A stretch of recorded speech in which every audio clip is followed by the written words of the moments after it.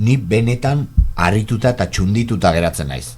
Zu eta zu bezalako jendeak egindako esfortzua ikusten dudanean. Zenbat poste naizen eta zenbat estimatzen dudan egindako ahalegina. Ez zara makala gero, ez zaren makala.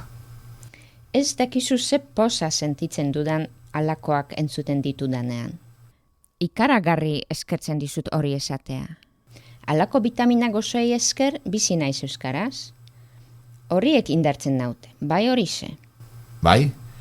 Ba oso ondo hitz egiten duzu. Eta niri zuk ematen didazu poza. Mila esker. Eta zer gehiago posten zaitu? Egia esan, gutxi izaten dira momentu pozgarriak, baina izan direnak oso indartsuak eta emozioz betetakoak izan dira. Aurrekin esaterako? Ez, helduekin. Haurak jaio zirenean euskalduna nintzen.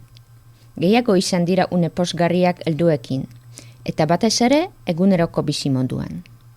Adibidez, mantsoago hitz egiteari usten diotenean, eta bestei bezala hitz egiten dizutenean, erritmo normalean, edo gogoan dut zein altu hitz egiten zidaten hasi nintzenean. Orain tonu berdinean hitz egiten didate, oiurik egin gabe. Horiek dira nire poz txikiak, beste euskaldun bat gehiago naizela herrian.